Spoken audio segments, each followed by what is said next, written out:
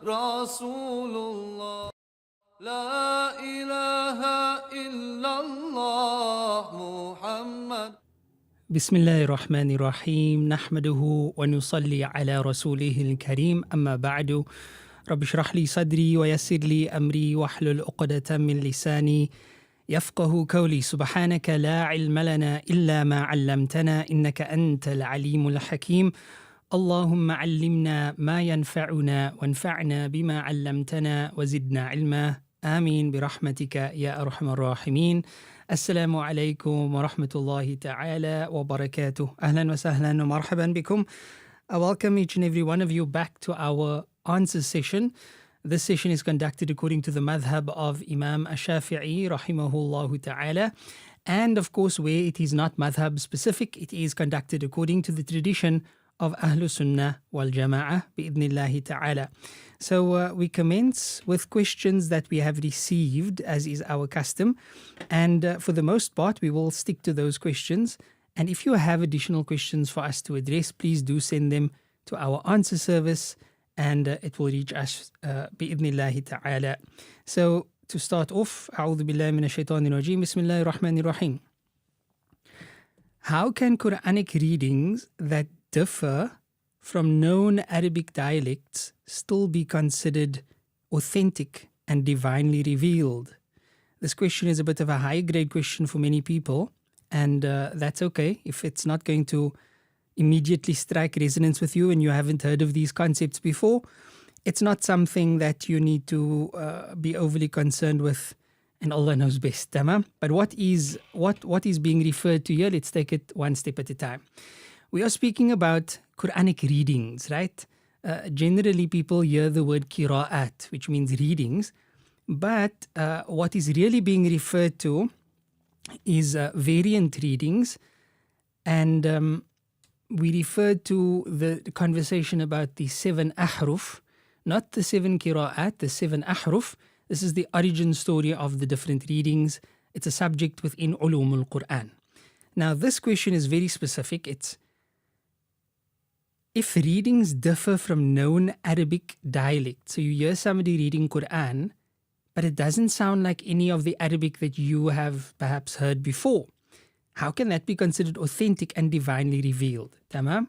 So let us take this question one at a time, inshaAllah ta'ala. What are the 7 ahruf and the range of revelation?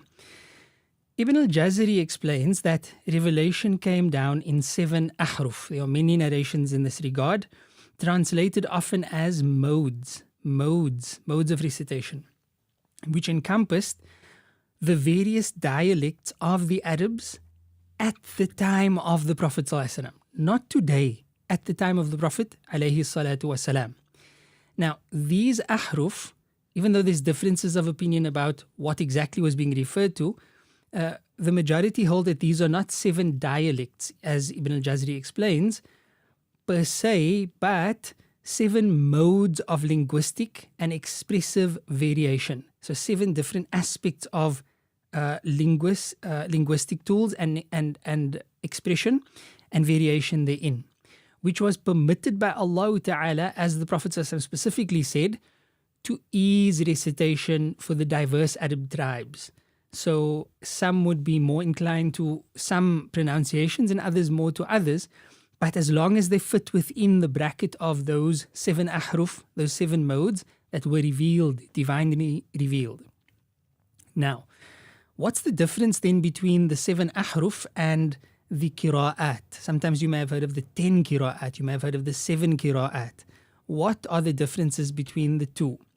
Now, while the ahruf refer to revelation level variation, in other words, differences at the level of revelation, the qira'at, the different ways of reading, are the transmitted ways that the companions recited the Qur'an according to those modes. So in other words, there's 7 different recitations based on those modes that have been transmitted via the companions through to us by way of tawatur transmission, meaning canonically transmitted or massively transmitted. When Sayyidina Uthman radiallahu ta'ala anhu standardized the codification of the Qur'anic text, he chose, he chose a script that was broad enough to encompass all of the readings that met the three conditions that they set out. What were the three conditions? Number one, that the text is in conformity to sound Arabic, Arabiya. Number two, that there is compatibility with the Uthmanic script, Rasm. So the script was chosen and selected and specifically constructed to encompass those 7 ahruf. If it therefore does not fit into the script, then it's not going to be accepted. There must be a sound, continuous isnad or chain of transmission for that particular reading. Any reading meeting these conditions was accepted as authentic Quran, even if its grammatical form differed from post-Uthmanic norms. So in other words, you may have Arab rules or Arabic expressions or dialects even today that wasn't around at the time of the Prophet Muhammad sallallahu alaihi wasallam, and therefore you can't judge the two with the same standards. The third aspect here is the linguistic authenticity that goes beyond codified grammar. Okay. Now, in the book that I refer to, and it's a book that I'd highly recommend if you are interested in this particular topic. It was written by one of my teachers, Maulana Salim Ghaibi, and it's called Anisul Ashar, Sharh Tayyibatin Nashar. Anisul Ashar, Sharh Tayyibatin Nashar, a companion to the major 10 qira'at. Essentially, it's a commentary on the famous Tayyiba by Maulana Salim Ghaibi. And this discussion is found on pages 20, let's see. I think the discussion starts approximately at page 26, 27 through to page 34. So it's not that long, but it's a very beautiful elucidation of what we need to understand. So in this book, the author stresses that Arabic grammar was derived from the Quran, not the Quran was derived according to Arabic grammar. Therefore, a variant reading may appear non-standard, so to speak, if you studied, modern Arabic. However, it is more authentically established if you find it in the Quran than in your modern Arabic. Why? Because Arabic grammar, as we know it, is derived from the Quran. The Quran is a source of authority, even for non-Muslims, on Arabic grammar. And then the last point is the concept of tawatur, right? How we know that it's authentic and that the Prophet ﷺ actually taught the Sahaba in this way is the same way that we know the Quran is in fact the same Quran that the Prophet ﷺ received. And that is through a concept known as tawatur, canonical transmission, which is a suitable translation in some circles. I'm not a big fan of the translation canonical. It has some biblical connotations as well. It doesn't exactly match tawatur. But what it is really is a transmission from such a large group to another large group in every generation of eyewitnessed material, meaning that the initial group actually witnessed something and they transmit it. And there's so many pathways of transmission that under normal circumstances it would be impossible for all of those people or all of those links to have conspired and conformed upon a lie. And a simple demonstration of this is, look, I think it's safe to say most people haven't been to the North Pole. Yet, I don't think there's a human being, okay, I shouldn't say that. I don't think many human beings would deny the existence of the North Pole. Why? Because, well, they haven't been there.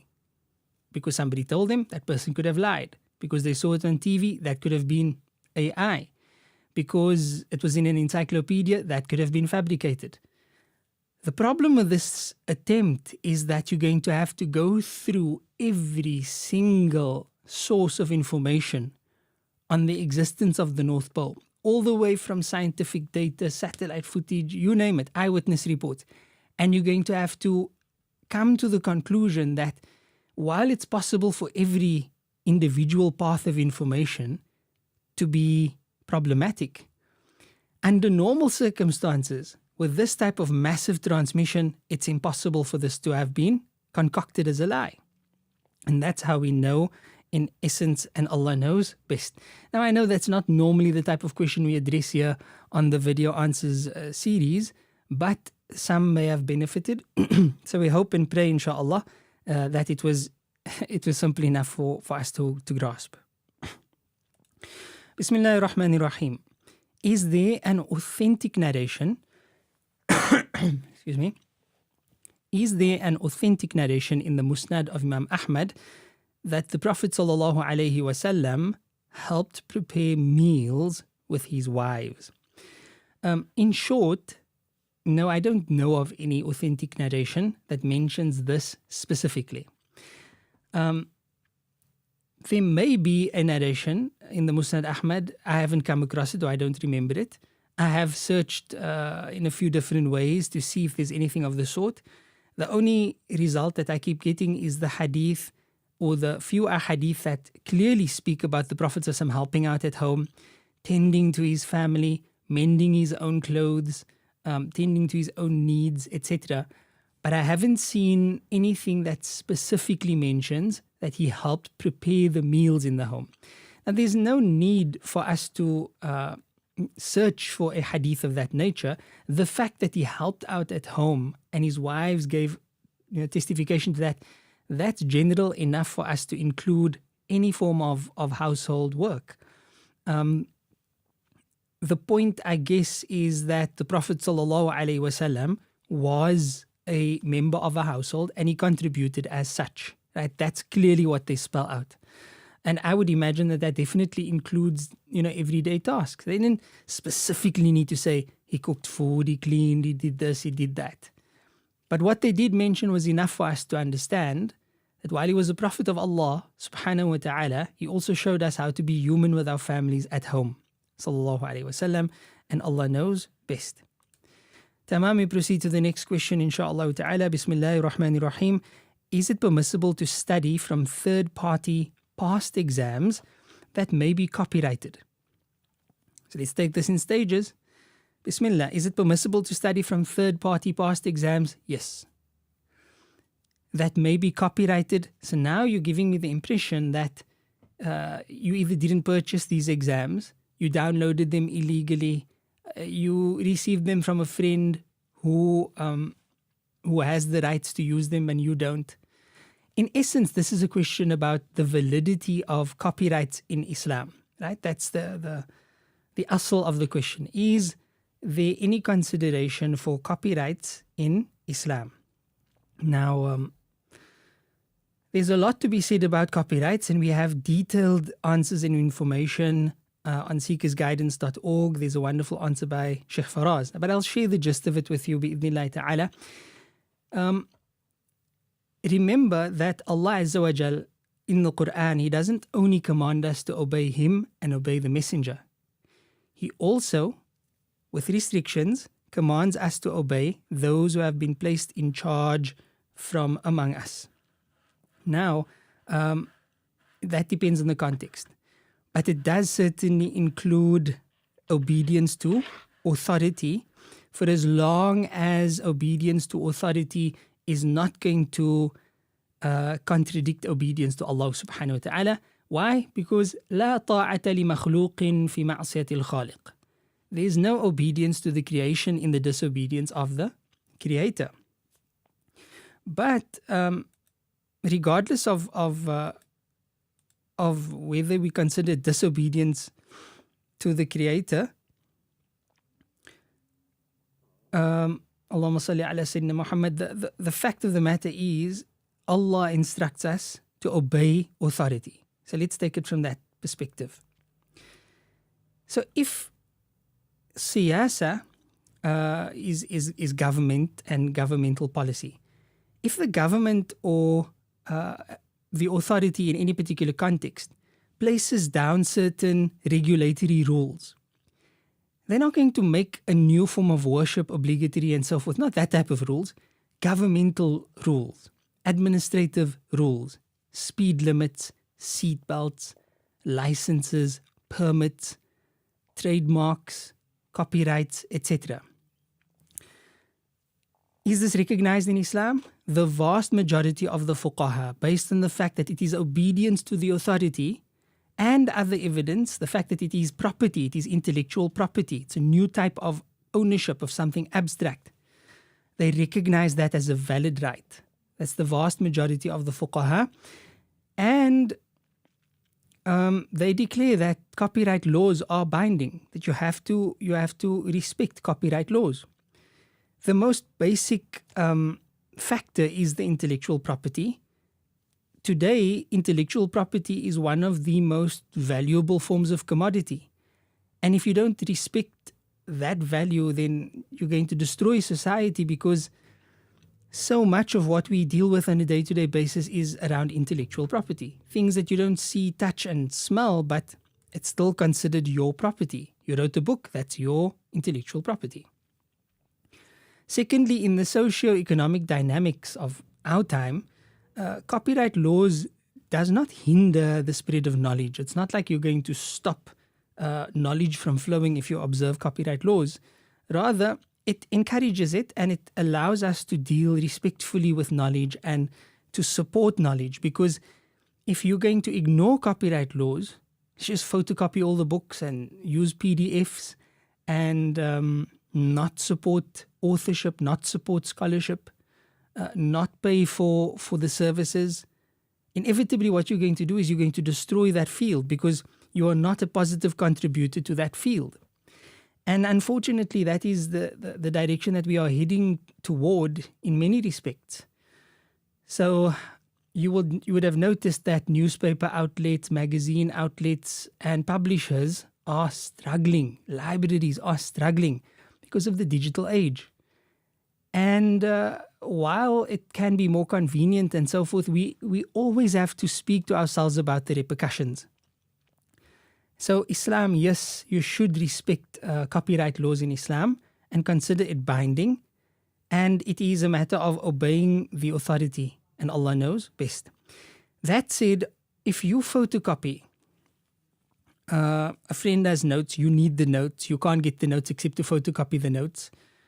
You're not going to be selling it, you're not going to be stealing from the profits of that organization, etc. If you can, if you can avoid that, then do. But breaking a government law or a governmental law or a civil law or regulatory law that's not strictly part of Allah's law isn't the same as breaking Allah's law. So if you don't wear your seatbelt, Allah is not going to ask you on the Day of Judgment, why did you not wear your seatbelt, as specific as that. Wallahu a'lam. But I do believe that Allah will question us as to why we were not law-abiding citizens. And part of being a law-abiding citizen is obeying the laws of the road. Again, as an example.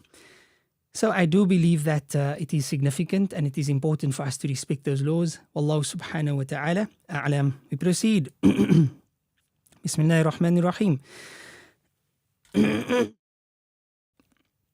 Excuse me. Must the traveler enter into Ihram before passing the Miqāt when visiting relatives in Jeddah before ዑمرah? So in other words, the person is intending to go to eventually perform ዑمrah, but that's not where they're going first. They're going to visit relatives in Jeddah. Now, if they were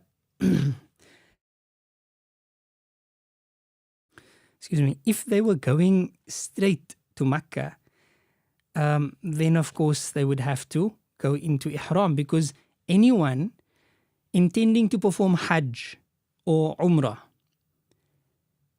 may not cross the Miqāt without the state of Ihram, or else they'll be subjected to a penalty. But that's specifically for someone who intends to perform Hajj or ዑمrah. If you cross the Miqāt, now Jeddah is inside of the Miqāt. If you cross the Miqāt to go to Jeddah, then you are not crossing the Miqāt with the intention of Hajj or with the intention of ዑمrah. You are crossing the Miqāt with the intention of visiting your relatives. Now, I mean, if it's a short visit to the point where maybe you're just going to stop there, drop something and go, I suppose then you'd consider you're actually going to the Kaaba, right? But even then you can construct it differently. If you're a driver, if you're taking a group in, if you work in Makkah, etc., if there's any reason that you need to go into Makkah, you don't intend on going for Umrah, or at least that's not the reason why you're going in right now, then you may absolutely enter without the state of Ihram and then visit your relatives and do what you need to do. The question is now, once you're there in Jeddah, so you are inside of the Miqāt now, you're not inside the Haram, but inside the Miqāt. Now you want to go and perform an Umrah. Because you are inside of the Miqāt, you don't have to go back to the Miqāt in order to come and perform the Umrah. As a resident of Makkah, for example, you can perform Ihram from where you are in Jeddah, because you are going to cross the hill and then you would be in Makkah, and Allah knows best.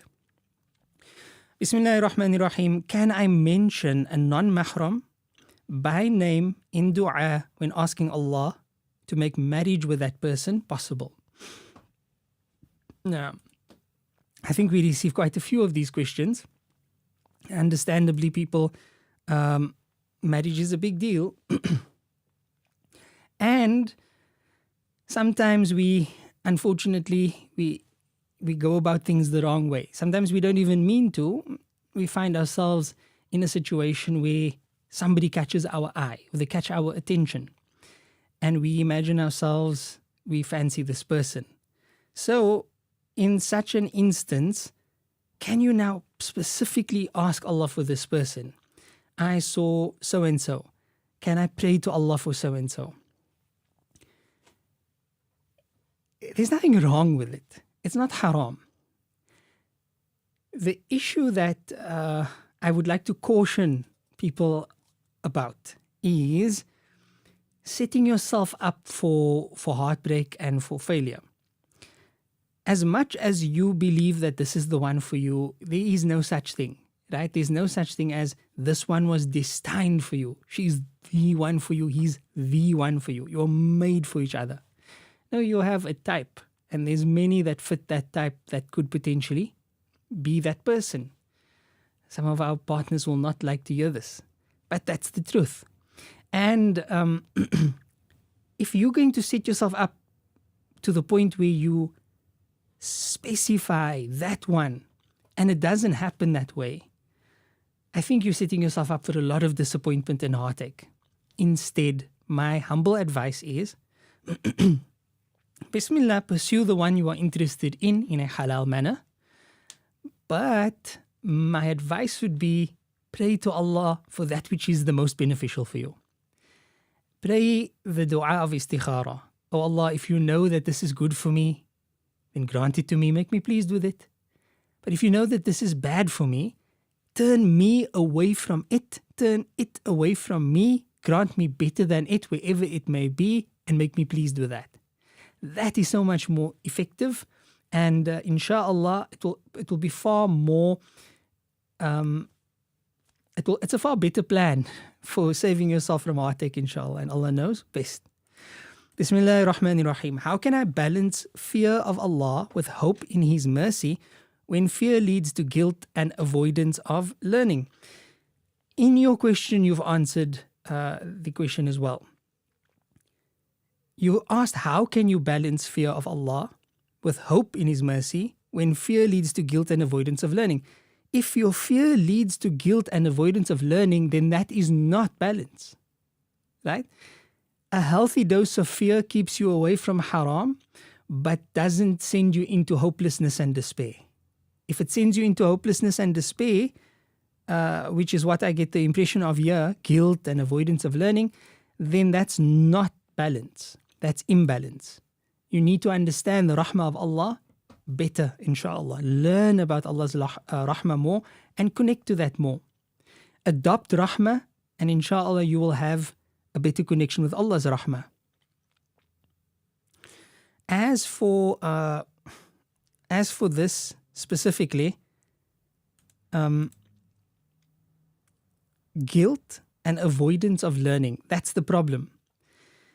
If you have too much fear, it can lead you to despair. Allah is not going to forgive me. How can I possibly? There's no hope for me. That's too much fear. It leads you to despair, to give up and just, succumb to whatever happens. Too much hope in Allah's mercy is where you do whatever you want, as you want, follow your nafs, and then you still say Allah is Ghafurur Rahim. Allah is the most merciful, Allah is not going to ask me about whether I prayed or not. Allah He loves me. That's imbalance. Balance is where you fear Allah enough to stay away from haram, and you have hope in His mercy enough that when you make mistakes, when you slip up, you don't fall into despair because you're not relying on yourself, you're relying on the mercy of Allah subhanahu wa ta'ala, and Allah knows best. Bismillahir Rahmanir Rahim. Is it permissible to work with or organize charity events that involve concerts or free mixing if one avoids those parts? Is it permissible to work with or organize charity events that involve concerts or free mixing if one avoids those parts? A couple of elements here. Any work, let's take it a step out of this. The fact that it's charity is secondary. Charity is not going to make the unlawful lawful, so that's secondary. The question is it permissible to work for or with some sort of a job that involves concerts or free mixing if you avoid that? You may be doing the lighting, you may be doing the ticketing, you are doing the security, you running the supply of the water.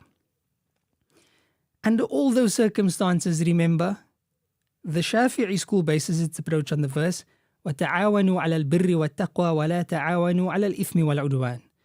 Assist one another with righteousness and piety, but do not assist one another with sin and transgression.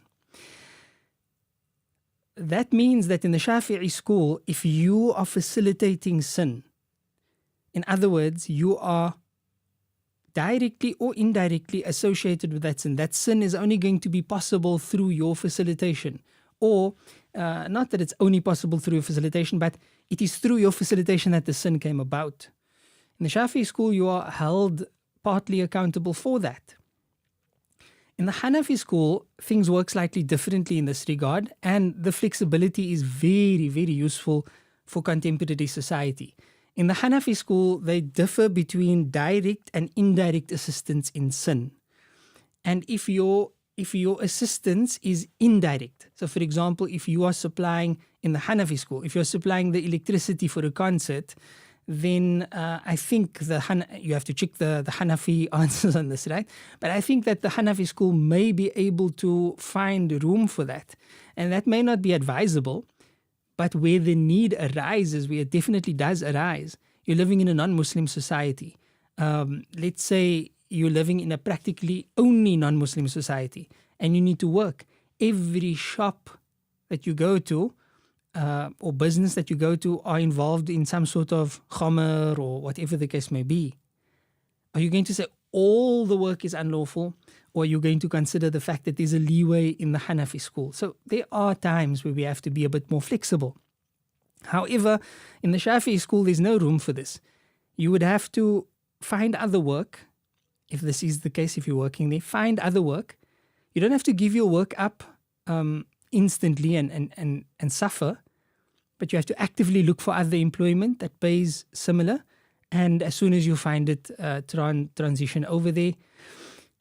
If you think that your involvement is so distant or so disconnected from the unlawful elements, and finding other work is going to be too difficult, and the circumstances and whatever other reason, I advise do consider consulting the Hanafi scholars and check regarding their fatwa as to where your work fits in. And I think if you go into the Seekers Guidance Answer Service, you'll find lots of help there as well.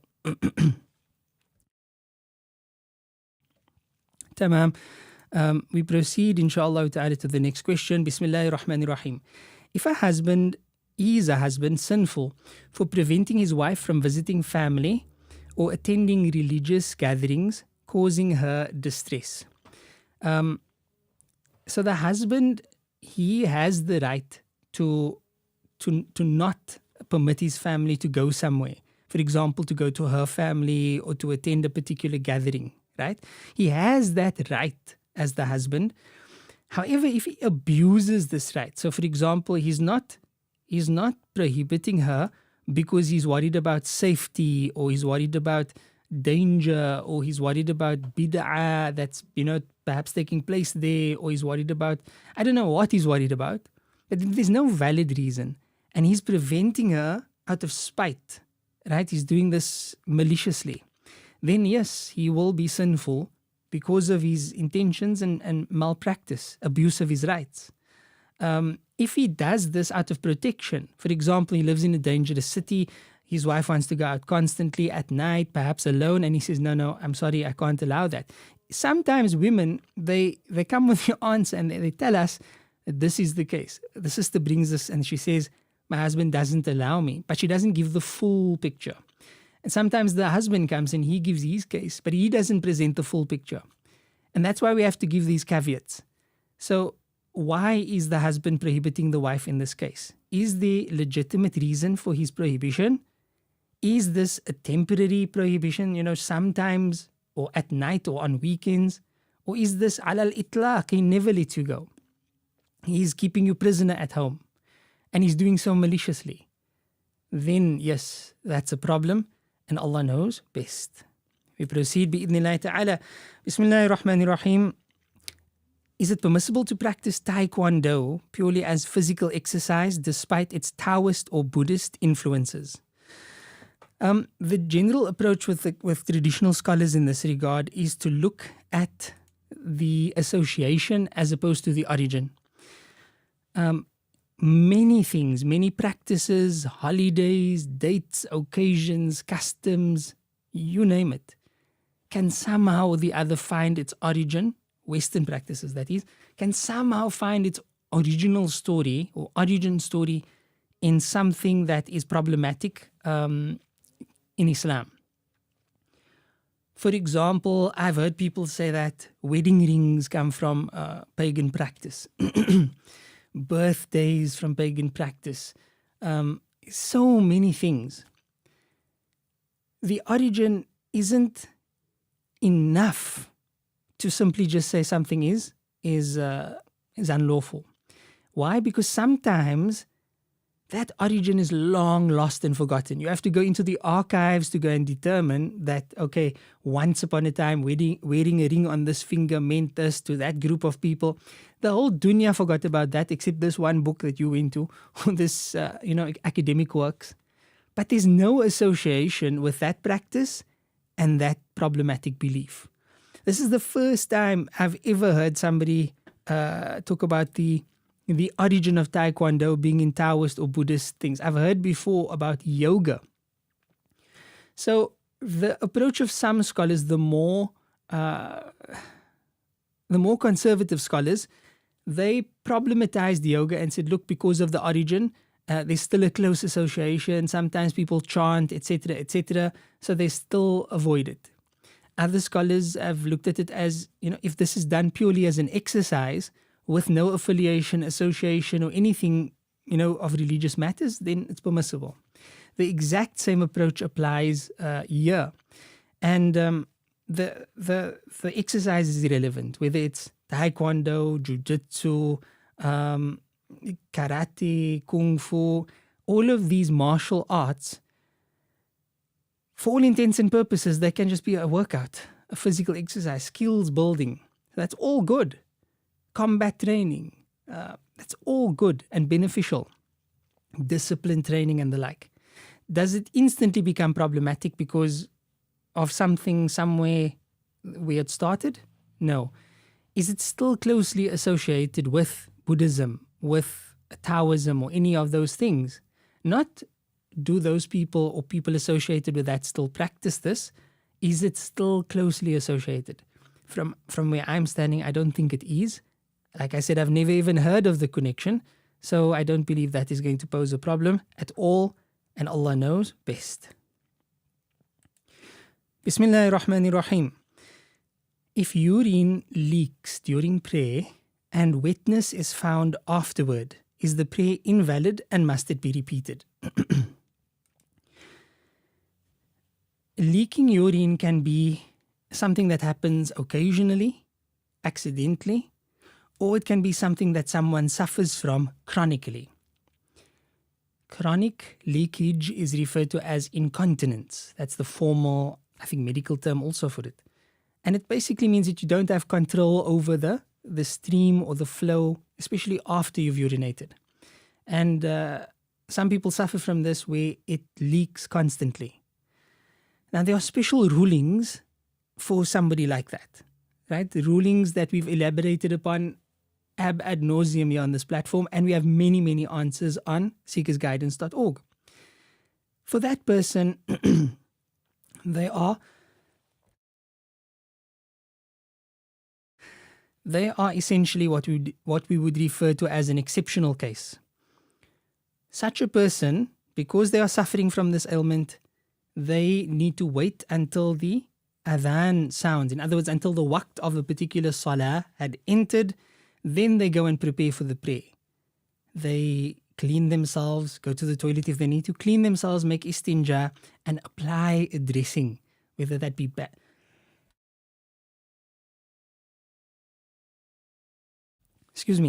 whether that be bandages or sanitary towels or whatever they can get. I've heard of all sorts of mechanisms, adult diapers and so forth.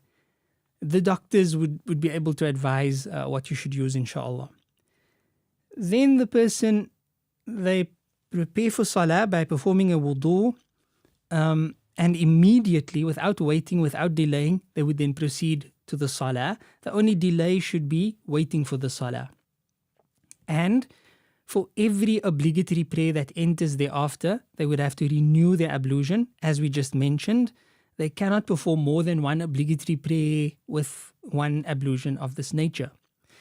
And even though the urine would still be coming out and they would still be leaking, their prayer would be considered valid regardless. Why? Because of the special exception. For everyone else, if I were to go to the bathroom and for some reason I didn't excavate properly, I didn't allow everything to exit, and then somehow or the other something comes out during salah. Now, whenever anything exits the front or the rear private part, that instantly breaks the wudu if it's not an exceptional case. So this person's wudu would have been broken. On top of that, again, because if it's not an exceptional case, then they would have najasa on their person if it's urine, and therefore that too would be a problem as regards to the salah. So they would simply need to clean themselves, re-perform wudu, and repeat the prayer. The one who is an exceptional case, who suffers from incontinence, they don't need to repeat the prayer. Wallahu subhanahu wa ta'ala a'lam. So that was actually the last question. Barakallahu li wa lakum. Until next time, inshaAllah ta'ala. Jazakumullahu khairan. May Allah subhanahu wa ta'ala allow us to practice of that which we have learned, and may He benefit us with that which we have learned. Wa sallallahu ala Sayyidina Muhammad. Subhanallahi wa bihamdi. Subhanakallahumma wa bihamdik. نشهد أن لا إله إلا أنت نستغفرك ونتوب إليك والسلام عليكم ورحمة الله تعالى وبركاته.